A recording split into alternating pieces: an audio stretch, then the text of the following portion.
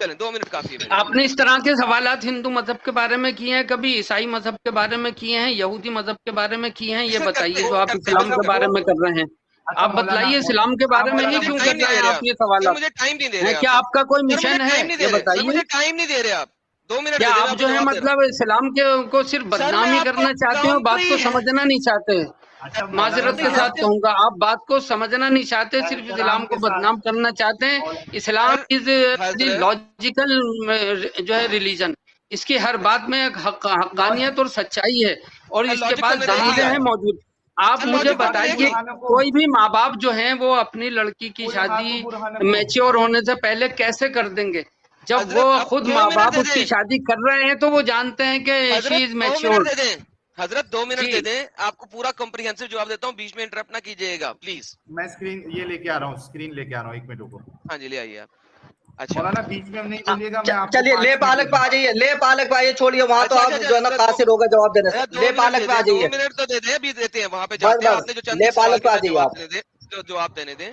Charging पे हाँ देखिए, इन्होंने चंद एक बातें बोली कि लॉजिकल दीन है। हमने लॉजिकल दीन के बारे में सारा कुछ दिखाया जिसका जवाब इन लोगों के पास नहीं था।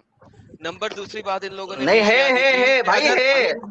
1 सेकंड सर, क्यों बीच में बोल रहे हैं? बोलने देना, मुझे कलाम करने दे। अब रुक जाए, रिलैक्स करें सर, रीसेट करें मेरा टाइम। 2 मिनट मुझे पूरा दें। सबसे पहले हमने बात की थी कि अपना एविडेंस प्रेजेंट करें। किसी भी हजरत ने कोई एविडेंस प्रेजेंट नहीं किया, कुछ भी एविडेंस नहीं दिया, कोई दलील नहीं दी, सिर्फ बातें रखी हैं। हमने हर चीज दलील के साथ प्रेजेंट की है, नंबर 1। नंबर 2, इन हजरात ने कहा अगर आप किसी दीन को नहीं मानते तो फिर आपसे बात नहीं कर सकते। भाईजान आप खुद आए हमारे पास बात करने के लिए, नंबर 1 बात। नंबर दूसरी बात, इट डज नॉट मैटर कि मोहम्मद साहब ने, हजरत मोहम्मद सल्लल्लाहु अलैहि वसल्लम ने के शरा के अंदर लिखा हुआ है, और ये दोनों हजरात इमाम अबू हनीफा को मानते हैं। मैं इमाम अबू हनीफा की अभी हदाया वॉल्यूम नंबर 2 फिका और शरा की किताब दिखा सकता हूं, जिसके अंदर उन्होंने, इमाम अबू हनीफा ने रेफरेंसेस दे दे के कोट किया हुआ है कि इस्लाम के सिर्फ दो ही चीजें, दो ही घर है। एक घर है जो कि लड़ाई का, और दूसरा घर है अमन का, और अमन का वो घर है जहां मुसलमान गालिब है, और क़यामत तक ये लड़ाई जारी रहेगी सबके साथ। वहां पे ये नहीं लिखा हुआ कि साहिल जैसे नास्तिकों के साथ लड़ाई नहीं जारी रहेगी, सबके साथ जारी रहेगी। अगर ये कहते हैं अभी खोल के दिखाता हूं, और अगर लिखा हुआ तो फिर ये कहेंगे कि हाँ हमने पढ़ा नहीं था। मैं दिखा सकता हूं अभी के अभी। उसके बाद तीसरी बात, मोहम्मद साहब ने, हजरत मोहम्मद ने तमाम धर्मों के साथ अटैक किया और किसी धर्म वाले को नहीं छोड़ा, किसी को नहीं बख्शा। अब ये मेरे पास दूसरी दलीलें लेके आते रहे। मैं दिखाऊंगा कि कौन कौन सी आयात मंसूख हो चुकी हुई है इनके अपने स्कॉलर्स के मुताबिक, और जिसकी बेस के ऊपर सलफुस साले ने किस तरीके से गोल्डन इरा ऑफ इस्लाम में किस तरीके से लड़ाइयां की और मारकुटाइयां की और सारा कुछ किया, ये मैं दिखा सकता हूं जब ये चाहें। रादर अभी के अभी। जनाब 2 मिनट भी पूरे नहीं हुए, माइक दे इनको। अच्छा, अभी मौलाना अरफीन साहब आपका वक्त मैं आपको 3 मिनट देता हूं। आपको जो बोलना है आप 3 मिनट में बोलिए, फिर उसके बाद दूसरा जब बोलेगा तो आप इंटरप्ट मत करिएगा। स्टार्ट करिए। नहीं ये सवाल खत्म हुआ। देखिए मेरा एक सवाल का जवाब, आप मुझे एक सवाल का जवाब दे दीजिए, और जो जनता देख रही है बड़ी पोलाइटली मैं उनसे कहना चाहता हूँ कि एक बात बताइए, जितने भी लोग देख रहे हैं, जाहिर सी बात है कोई ना कोई किसी भी धर्म को फॉलो करता होगा, और धर्म की बात उसी के समझ में आती है जो धर्म को फॉलो करता है। और जो इंसान धर्म को फॉलो ही नहीं कर सकता, तो आप उसको कितनी भी दलीलें दें, कुछ भी करें, वो उसके समझ में आ ही नहीं सकती। तो सबसे पहले साहिल साहब, आप किसी धर्म को फॉलो करें जब बात करें, पहली बात। अब दूसरी बात, आप अपना क्वेश्चन रखें। दूसरा क्वेश्चन चलिए जी, इनके पास उन्होंने खत्म कर दिया। अगला क्वेश्चन ले आए जी, वो मोहम्मद साहब की शादी वाला दूसरा क्वेश्चन ले आए सर। वो कह रहे हैं कौन सा वाला? नहीं, दूसरा कहूंगा ये वो ले पालक वाला, ये तो हो गया। ले पालक वाले ले पालक वाला लें जी। ले पालक वाला सवाल है, उनके पास कोई दलील नहीं है हमारे जवाब की। आप ले पालक वाला सवाल नहीं है दलील, आपके पास नहीं है भाई, आप मान नहीं रहे। जब आपने सोच रखा कि हम मानेंगे नहीं, तो फिर सर कोई एक दलील तो देना एविडेंस के साथ। अच्छा देखिए, आपको समझ में आनी चाहिए ना, अगर आपके समझ में ना आए तो दलील दीन इंदल्लाहिल इस्लाम, एविडेंस तो प्रेजेंट करना सर अपनी दलीलों का। कुरान हकीम का एविडेंस दे दिया ना मैंने, अभी दिया है मैंने आपको कि छोटी बच्ची कि अल्लाह के नजदीक दीन जो है वो सिर्फ इस्लाम है। हम भी वही कहते हैं कि ये दावा करता है इस्लाम के दूसरा कोई मजहब जो इसकी कोई औकात ही नहीं है। यही बात है ना। बाकी सब मजहब धर्म जो भी है वो सब गलत है, यही कहना चाह रहे हैं ना आप? नहीं, गलत की नहीं कहा, गलत को कौन हम कह रहा? गलत कब कह रहे हैं? ये तो अल्लाह ताला कह रहा है कि अल्लाह के नजदीक, अल्लाह के नजदीक जो सबसे बेहतरीन मजहब है वो इस्लाम है। अल्लाह ताला ने इसके उसूलों की वजह से इसको, हम किसी धर्म को बुरा नहीं कह रहे हैं। नहीं, बुरा नहीं, वो सही है या गलत है? दूसरे धर्म जो है वो सही है या गलत है? भाई हम तो अपने धर्म की बात कर रहे हैं, हमारा धर्म सच्चा है, हर इंसान अपने अपने धर्म को सच्चा बताता है। अब आप तो किसी धर्म को मानते हैं भैया, आपको कैसे बताएं हम? ये तो आप किसी धर्म को मान करके आइए ना। एक मिनट, अल्लाह कहता है भाई आप मुझे बता, मैं फला धर्म को फॉलो करता हूँ, फिर मैं आपसे उसी धर्म पे बात करता हूँ। कौन से धर्म को फॉलो किया चाहिए साहिल साहब? इनको बैसाखियां चाहिए, इनको बैसाखियां चाहिए। बैसाखी आपको चाहिए भाई, आप ये बता किस धर्म को फॉलो करते हैं? नहीं फॉलो करते मेरे भाई, मैं हाथ जोड़ के कह रहा हूँ मैं नहीं। तो मुझे एक सवाल का जवाब दे दे भाई, एक सवाल का जवाब। साहिल साहब एक सवाल का जवाब नहीं दे रहे आप। क्या पूछो, क्या है? मैं आपसे बहुत ही पोलाइटली पूछ रहा हूँ, बहुत ही अदब के साथ में। जब आप किसी धर्म को नहीं मानते, चलिए कोई बात नहीं, मुझे ये बता दीजिए ये जो दुनिया है ये वजूद में कैसे आई? सर आप मुझे ये बता दें अल्लाह मियां वजूद में कैसे आए, तो हम दुनिया का वजूद बता देंगे आपको। तो लो, सवाल मैंने करा, जवाब जिम्मेदारी आपकी बनती है। जब आप किसी धर्म को मानते हैं, साइंस को मानते हैं, साइंस क्या कहती है भाई? साइंस क्या कहती है कि कैसे दुनिया वजूद में आई? आप एक स्टेप पीछे जाके रुक जाते हैं। अल्लाह मियां, अरे भाई साइंस को मानते हैं आप? साइंस को मानते हैं? अच्छा अभी आपको बताता हूँ सर, अल्लाह मियां जो हैं उनकी कुछ सिफात हैं, जिनमें से एक सिफत है प्यार करना। अगर दुनिया बनाने से पहले अल्लाह मियां अकेले थे और उनके साथ कोई नहीं था, तो इसका मतलब है वो अपनी सिफात में कमजोर थे, ज़ईफ थे, क्योंकि वो किसी से प्यार उस वक्त नहीं कर सकते थे, क्योंकि कोई और चीज नहीं थी। जरा मुझे जवाब दीजिए प्लीज।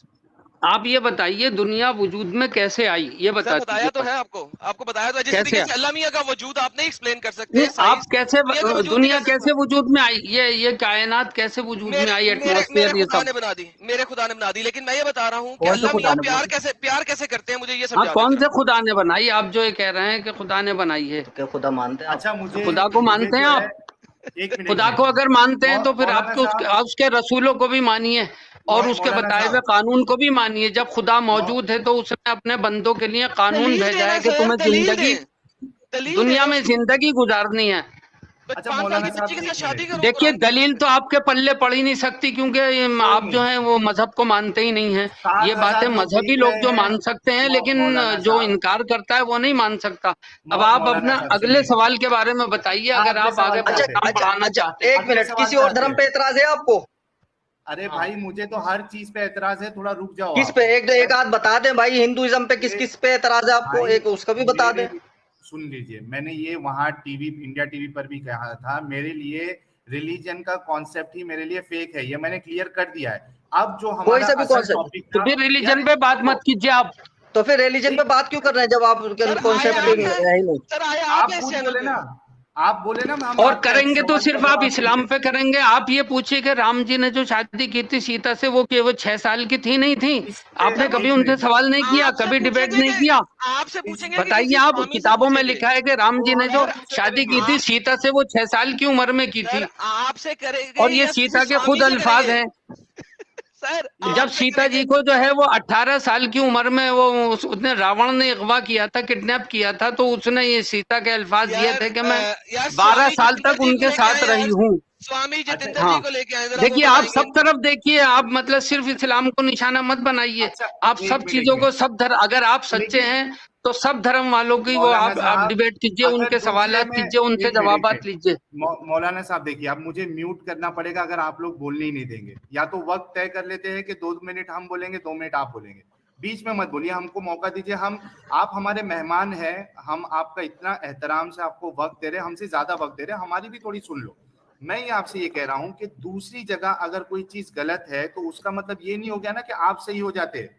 आपकी गलती दूसरी जगह की गलती से सही नहीं हो जाती है। अब हम आते हैं दूसरे सवाल की तरफ, क्योंकि वो जो आप हिंदुइज्म की बात कर रहे हैं ना, वो हम किसी हिंदू जो स्कॉलर है उसको अपने दूसरा जो चैनल है द न्यूट्रल डिबेट्स, उस पे हम वो टॉपिक सेट करेंगे। आप उनसे आ जाना, करेंगे, मुझे दावत दीजिएगा। बिल्कुल दावत देंगे मुझे, बिल्कुल दूंगा मैं। आप तो बता दीजिए, ऑडियंस को बता दीजिए, मैं इस पर डिबेट करने वाला हूँ हिंदुइज्म पे, बता दीजिए। एक मिनट मैं बता देता हूँ।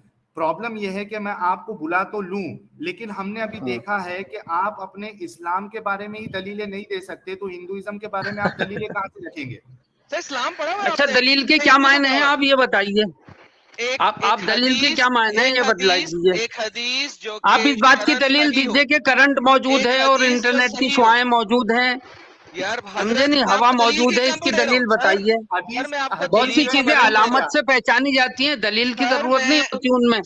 सर हजरत, मैंने कुरान की आयत पढ़ी, मैंने कुरान की जी। दो आयतें आपके सामने रखी सर, दलील मैंने दी है, आपने उसका जवाब नहीं दिया।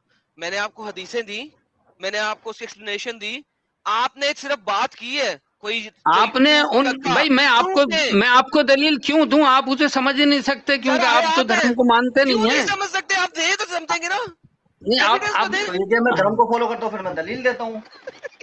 हाँ, आपके पास दलील ही नहीं है तो कहाँ से देंगे मौलाना यार? हम भाई आपने दलील उसके समझ मायूस में कर आती है जो दिया। किसी धर्म को फॉलो करता है, आप तो किसी धर्म को मान ही नहीं रहे भाई। तो आप फिर क्यों चलिए आप आपने दूसरा फिर क्यों क्वेश्चन लिए, कहा अरे कि दूसरा हम? क्वेश्चन खत्म करें, नहीं आप नहीं बता दूसरा सकते, क्वेश्चन दे दूसरा साहब, क्वेश्चन दूसरा बताइए। क्वेश्चन दे, दूसरा अच्छा, क्वेश्चन दूसरा क्वेश्चन चलिए, हमें ये बताइए कि हजरत मोहम्मद साहब जो है उन्होंने अपने एक ऐसा बच्चा जिसको उन्होंने बचपन में गोद लिया और जाके वहां की जो मार्केट है वहां जाके कहा कि ये जैद बिन मोहम्मद है, यानी उनको असल बेटे की तरह रखा, पाला, उनके साथ अटैचमेंट हुआ। उसके बाद जब उनकी शादी हजरत जैनब के साथ कराई और उनमें जो है वो यानी पहले से हजरत जैनब जो है वो इस शादी के लिए राजी नहीं थी क्योंकि ये पहले गुलाम थे, मोहम्मद साहब ने बाद में उनको आज़ाद किया था। तो मुझे ये बताइए कि हजरत मोहम्मद साहब ने अपने ही इस अडॉप्टेड बेटे की बहू जो थी जिनके साथ तलाक हुआ उनके साथ शादी क्यों की? यानी जब वो उनकी बहू थी तो वो बेटी जैसी थी उनकी, आमतौर पे जो बहू होती है वो बेटी मानी जाती है, तो बेटी के साथ फिर उनको शादी वाली फीलिंग कैसे आ गई? ये सोसाइटी में देखिए इसको इस्लाम जो है एडॉप्टेड को जो है वो ओरिजिनल नहीं मानता है, ये क्यों नहीं उसूल है। मानता है? कब से? जिस वक्त मोहम्मद साहब ने इनके साथ सॉरी हजरत मोहम्मद सल्लल्लाहु अलैहि वसल्लम ने इनके साथ शादी की, उससे पहले तो एडॉप्शन खत्म नहीं हुई थी। उस वक्त तक वो अहकाम नहीं आए थे। अल्लाह ताला ने अपना कानून भेजा कि जो अडॉप्ट किए जाते हैं बच्चे वो हकीकी बच्चे नहीं हुआ करते, आप उनका डीएनए टेस्ट करा लीजिए। तो इससे पहले ही हुआ था ना, समझे इससे नहीं, पहले डॉक्टर जो है तो आपको adoption यही रिपोर्ट देगा, आप डीएनए टेस्ट कराएंगे, सर, डॉक्टर इससे यही पहले रिपोर्ट देगा कि ये दोनों असली बाप बेटे नहीं हैं। लेकिन इस्लाम इससे ने इसकी हकीकत को समझाया और बताया कि ये अच्छा आपके एडम असली एडम बाप, मौलाना असली बेटे नहीं हो सकते, आप इनकी मौलाना मेरा बहू एक से सवाल, निकाह कर सकते हैं। समझ मौलाना गए मेरा नहीं, एक अल्लाह सवाल। ताला ने इस कानून को खत्म करने के लिए, अच्छा अल्लाह ताला मौलाना ने मेरा इस एक कानून सवाल, को खत्म करने के लिए हजरत जैनब से हुजूर का निकाह करवाया ताकि अच्छा दुनिया मौलाना समझ मेरा ले कि मुंह बोला बेटा असली बेटा नहीं होता, उसकी अच्छा बहू असली मौलाना बहू मेरा नहीं होती, और उससे जो है वो निकाह किया जा सकता है। मौलाना मेरा एक सवाल, इस चीज को हाँ मेरा एक नाफिज सवाल करने के लिए अल्लाह ताला ने दिखाया है। हालांकि आ हजरत गया मोहम्मद मौलाना। सल्लल्लाहु अलैहि वसल्लम इसमें पीछे हट रहे थे, अल्लाह ताला ने फरमाया कि ये कानून नाफिज करना जरूरी है क्योंकि ये उसूल के खिलाफ चीज है। ये एक अच्छा मौलाना बेहतरीन मेरा कानून मेरा था, एक बहुत सवाल, अच्छी चीज अल्लाह ताला ने ये बंदों को अरे अता ब्रेक फरमाई। ही नहीं लगाते मौलाना, मौलाना ब्रेक भी जी लगाया करो। मेरा ये सवाल है कि जब हजरत जैद जो है वो जब उनकी शादी थी जैनब के साथ, जब निकाह में थी तो वो उनकी बीवी थी ना मौलाना? हजरत जैद सगे बेटे थे, आप ये बताइए नहीं अडॉप्ट अरे किया हुआ रुको ना, बेटा मेरा सगा सवाल, बेटा नहीं होता। हाँ लेकिन ठीक है, मेरा सवाल मोहम्मद तो साहब सुन ने लो। खुद अडॉप्ट किया था ना सर। एक मिनट मैडम एक मिनट, मेरा जी सवाल वो उस सवाल वक्त आने किया दो। था कि जब उसके अहकाम नाजिल नहीं हुए थे। मोहम्मद हजरत साहब ने मोहम्मद गलत साहब, बात की थी, नाउजुबिल्लाह मेरे को नाउजुबिल्लाह अस्तगफिरुल्लाह, मेरे उन्होंने को कोई गुनाह म्यूट किया था? करना पड़ा है मौलाना, मेरा सवाल पहले सुन लो। माजरत के साथ मैं म्यूट किया हूँ, आप बोलो मत, थोड़ा ब्रेक लगा के बात करो। मैं म्यूट किया हूँ, माफी चाहता हूँ माजरत के साथ। मेरा सवाल ये है कि जब जैद जो थे उनके निकाह में थे, जैनब जो उनके निकाह में थी तो वो उनकी बीवी थी। अब जब तलाक करके हजरत मोहम्मद साहब ने शादी की तो उनकी माँ बन गई, क्योंकि नबी की जो बीवी होती है वो माँ होती है ना, तो एक बीवी वाली फीलिंग के साथ वो उनको माँ वाली फीलिंग से कैसे देख सकते थे? ये कैसे चेंज हुई? प्लीज इसका जवाब दीजिए आप। जब इसकी कोई हकीकत ही नहीं है। हाँ, जब इसकी कोई हकीकत ही नहीं, दूसरे वो रूहानी माँ है ना, रूहानी माँ एक अलग चीज होती है और एक जिस्मानी माँ अलग होती है। अपनी बीवी को रूहानी अगर माँ आप मान सकते हो? डीएनए टेस्ट कराएंगे तो वो माँ और अपनी बेटे बीवी का को वो नहीं रूहानी माँ निकल मान सकता। सकते हैं? आप किसी डॉक्टर के पास जाएंगे तो वो ये नहीं कहेगा कि ये असली माँ बेटे हैं, वो तो एक रूहानी माँ बेटे हैं, वो हमारी रूहानी तो, माएँ हैं। वो हजरत मोहम्मद सल्लल्लाहु अलैहि तो वसल्लम की जो बीवियां हैं हमारी रूहानी बीवी, माएँ हैं। वो एक रूहानियत को मिनट, समझते हैं आप?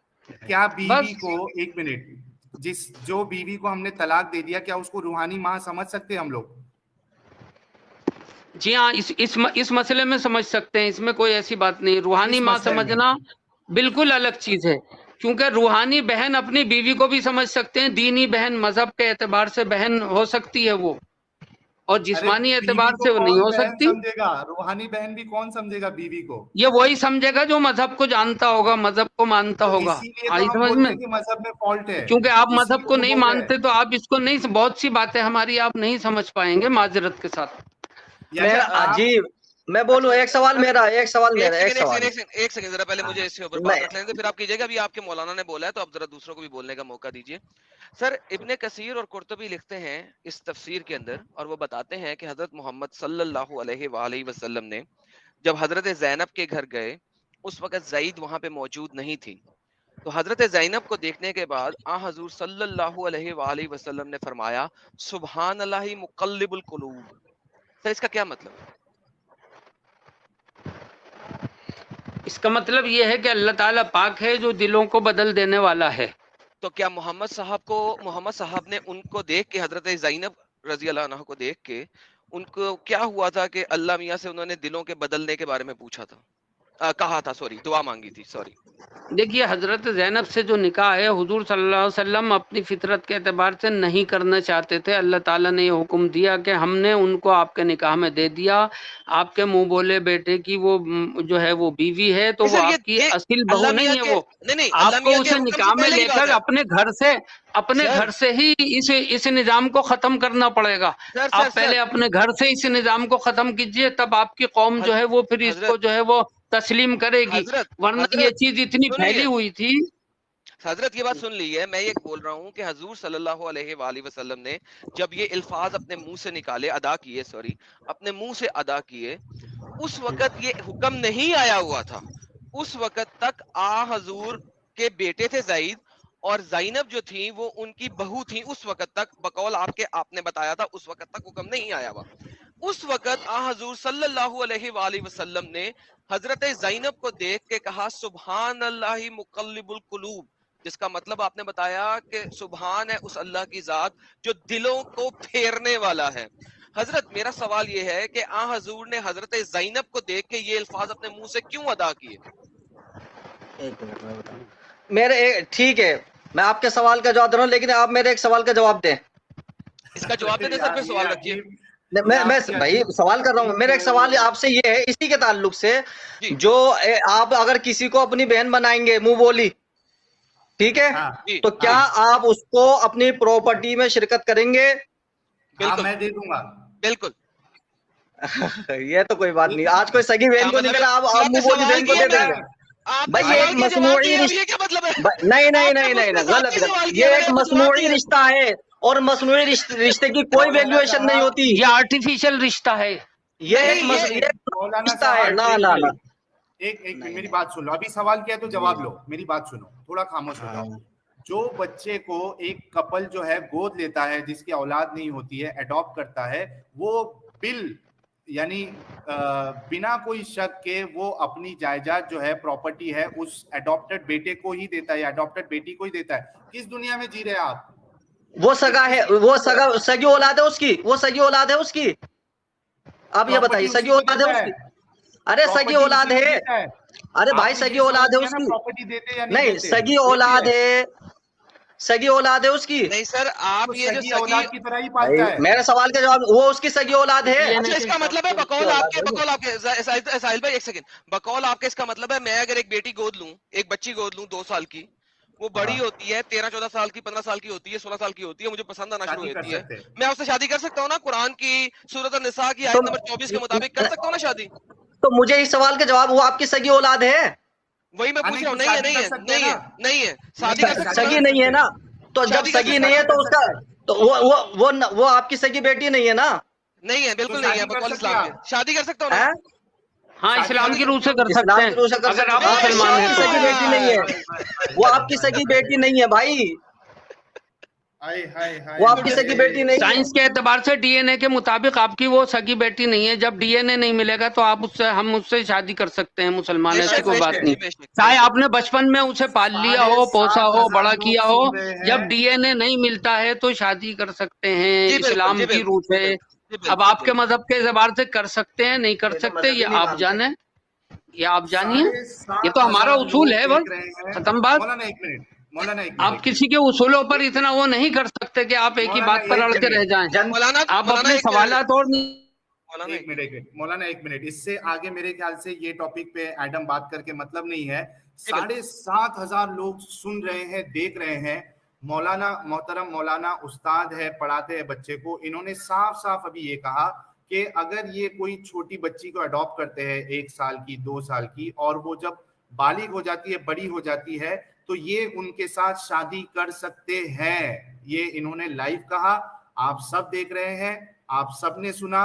और अब हम लोगों पे फैसला छोड़ते हैं, मुसलमानों पे फैसला छोड़ते हैं कि आप खुद सोचिए कि जिस मजहब को आप फॉलो कर रहे हैं उसमें ये बातें मौजूद है। सर हजरत मोहम्मद साहब अगले टॉपिक पे जाना चाहिए। हजरत मोहम्मद साहब को let me give you last moral of the story, फिर मौलाना साहब ने ऑब्वियसली इस पे बात जरूर करनी होगी, करेंगे। लेकिन मैं आपको ये बताता चाहता हूँ कि मोहम्मद साहब को इस चीज के ऊपर इतना टेंशन क्यों था। जब हम हदीस और रेफरेंस देखते हैं तफसीर का, वो इसी वजह से था कि हजरत मोहम्मद सल्लल्लाहु अलैहि वसल्लम उस जमाने में जिन लोगों के साथ रहते थे, जिसमें जूस भी थे, क्रिश्चियंस भी थे और वहां के मुशरिकीन मक्का भी थे, ठीक है, वो सब इस चीज को बुरी नजर से देखते थे। तभी इस चीज की एक्सप्लिसिट ममानियत आई कि मोहम्मद साहब ने, हजरत मोहम्मद सल्लल्लाहु अलैहि वसल्लम ने जब ज़ैनब को देखा और उन्होंने ये अल्फाज कहे, तो ज़ैनब ने ज़ैद को बोला कि ये आपके प्यारे जो वालिद मोहतरम हैं, जिन्होंने आपको गोद लिया हुआ है, उन्होंने ये अल्फाज कहे हैं, एक्सक्यूज मी, सॉरी। और इसकी वजह से ज़ैद ने कहा कि ठीक है मैं तुम्हें तलाक देता हूं। लेकिन ये सब तफसीर के अंदर लिखा हुआ है, एक्सप्लिसिटली लिखा हुआ है, कोई मसला नहीं है। प्रॉब्लम ये है कि उसके बाद आज तक मुसलमान लोग, तमाम मुसलमान, इसमें सब वो लोग शामिल हैं जो कि कुरान और हदीस को मानते हैं और अपनाते हैं 100%, वो गोद ली हुई बेटी के साथ शादी कर सकते हैं। तो इसका मतलब है कभी किसी मुसलमान को बच्ची गोद मत दो अनाथ आश्रम से। प्लीज सर माइक दे दें इन सबको। हाँ बिल्कुल ठीक है, किसी मुसलमान को नहीं लेना चाहिए इस तरह के जिससे जो है ना पर्दा वाजिब होता हो हमारे मजहब के एतबार से। वो गैर महरम है, चाहे वो मुस्लिम ही क्यों ना हो। हम ये नहीं कह रहे हैं किसी गैर मुस्लिम को न लें। अगर मुस्लिम भी है तो उसे अडॉप्ट नहीं करना चाहिए, क्योंकि आगे फिर जब वो बालिग होगी और वो नामहरम होगी तो उससे फिर निकाह जो है वो हराम होगा और उसके साथ रहना नाजायज है तनाई में और घर में। हलाल होगा सर, आपने गलत बोल दिया, निकाह हलाल होगा, नॉट हराम। नहीं नहीं ना, हलाल है ना, तभी तो आप कर सकते हैं। हाँ ठीक है, तो बस ठीक है, कोई मसला नहीं। अच्छा हाँ, अगले टॉपिक पे जाते हैं। आपने बड़ी यानी सच्चाई के साथ जवाब दिया आपने, मैं आपका शुक्रगुजार हूँ। मुझे सिर्फ इतना बता दें कि अब फिलहाल जो मुस्लिम माशरे में कई सारे लोग हैं, मैं खुद कई लोगों को जानता हूँ जिन्होंने बच्चा अडॉप्ट किया है। अब अडॉप्ट तो कर लिया, अब आपकी उनके लिए क्या नसीहत है? वो बच्चों के साथ क्या करे, शादी कर ले? भाई ये तो मर्जी है ना, ये कोई वो थोड़ी है, वो कोई मर्जी थोड़ी है, वो कोई मसला थोड़ी है कि शादी करनी ही करनी है। अच्छा, शादी जरूरी नहीं है सर, वो जरूरी थोड़ी है कि आपके साथ उसे अडॉप्ट करके साहब शादी करने के लिए अडॉप्ट कर रहे हैं, ये तो मसला नहीं है ना। नहीं, ये बेहतर है ना कि वो बाहर किसी दूसरे खानदान में जाए। अब वो दूसरा खानदान वाला उसको अच्छे से रखेगा, नहीं रखेगा, वो लड़का जो है कहीं चोर निकला या कोई अलग निकला, उससे अच्छा है घर में जो है आपकी बच्ची जो है वही आपकी बीवी बन जाएगी, तो वो ज्यादा बेहतर होगा। सवाल ये वो बच्ची है कब वो, और अगर हो सकता है तो हो जाए, उसमें कोई हर्ज की बात नहीं, उसमें कोई परेशानी की बात नहीं है जी, कोई परेशानी की बात नहीं। हमारे मजहब के एतबार से अल्लाह के कानून के मुताबिक बिल्कुल सही है वो। जब वो सगी है ही नहीं, जब वो सगी है ही नहीं डीएनए के मुताबिक, तो वो बीवी बन सकती है वो, देयर इज नो प्रॉब्लम।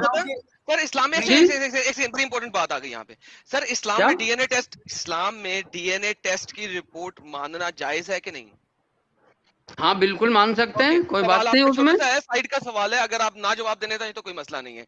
इमाम अबू हनीफा, जिनको देवबंदी सेक्ट एक्सेप्ट करते हैं और तस्लीम करते हैं, उनके मुताबिक हमल की लंबी से लंबी मुद्दत क्या है? इख्तलाफी हमल मसाइल। की हाँ, हमल ये की हमल की हमल की अच्छा, हमल। प्रेगनेंसी की पेट में, औरत के पेट में एक बच्चा रखने की लंबी से लंबी मुद्दत क्या है इमाम अबू हनीफा के मुताबिक? 2.5 साल है। 2.5 साल है। ओके, हम्म, अब मुझे बताइए, एक बंदा जंग पे गया हुआ है, मुहाज पे गया हम्म, हुआ है, ठीक है, वो तकरीबन 2.5 साल के बाद नहीं, 2 साल के बाद वापस आता है, हम्म, ठीक है, 2 साल के बाद वापस आता है और उसकी बीवी हाँ जी। उस वक्त 9वें महीने में प्रेग्नेंट होती है। यहाँ पे अकॉर्डिंग टू शरा डीएनए करना जरूरी है या वो बच्चा उस बंदे का है? मुझे इसके ऊपर ऑथेंटिक एविडेंस चाहिए, क्या चीज, क्या वरना मैं दोबारा आपको कहिए? रेफरेंसेस दिखा सकता हूँ, वरना मैं आपको रेफरेंसेस दिखा सकता हूँ आजकल की इस दुनिया के। अच्छा, मैं हाँ दोबारा बता देता हूँ, सवाल कर देता हूँ, ठीक है। सवाल ये है जी। हजरत, एक शख्स है, वो जिहाद पे गया हुआ है या मुल्क के लिए जिहाद पे गया हुआ है, 2 साल के बाद वो वापस आता है हजरत, उस वक्त उसकी जी। बीवी 9वें महीने की प्रेग्नेंट है, यानी कि उसकी बीवी इस तरह की प्रेग्नेंट है जैसे 9वें महीने की प्रेग्नेंट होती है, सही। यानी उसको 1 महीने पर बच्चा आने वाला है, और बल्कि बच्चा आ गया, ठीक है। वो आता है, उसको अगले दिन बच्चा आ जाता है, बच्चा बाहर आ जाता है। हम्म, ऐसे मौके के ऊपर वो बच्चा उस मर्द का है या नहीं है? हाँ, उस बच्चे उस मर्द का है वो बच्चा। उस मर्द का है ना? डीएनए टेस्ट नहीं ना करेंगे? हाँ जी। डीएनए टेस्ट की कोई हाँ, जरूरत नहीं है ना? नहीं, डीएनए टेस्ट की जरूरत कोई है कि जरूरी नहीं? थोड़ी है, आप कराना चाहें करा लें, तो जरूरी नहीं उसमें है ना? कौन वो कर रहा है।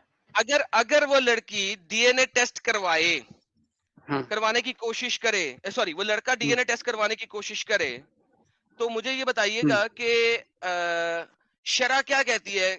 उसको इजाजत देती है कि वो अपने खावंद के हुक्म के बगैर, मैं दोबारा बोलता हूं, अपने खावंद के हुक्म के बगैर, इजाजत के बगैर जाके डीएनए टेस्ट करवा सकती है? अगर कराना चाहे कोई, अगर कोई इशू उठ रहा है, कोई परेशानी हो रही है तो करा सकती है, नहीं, हुक्म के बगैर, तो अपने उसे खावंद के कराकर हुक्म उसे के बगैर, एविडेंस दे अपने सकती है। अपने जब और खावंद मसला चूंकि उठ के रहा हो ना तो करा सकती अपने है। जब खावंद मसला के उठ रहा है हुक्म तो के उसे करा सकते हैं, लेकिन अपने खावंद के हुक्म के बगैर, क्या मैं आपको दोबारा दिखाऊं कि हजरत लेकिन यहाँ मौलाना परेशानी हो रही है तो हजरत उसमें इजाजत है मौलाना भाई। हजरत मौलाना अशरफ अली थानवी साहब ने क्या कहा है औरतों के, वाइफ्स के हकूक के बारे में? क्या वो निकल सकती हैं अपने घर से बाहर, या मुझे दिखाना पड़ेगा कि वो नहीं निकल सकती खावंद के हुक्म के बगैर घर से बाहर?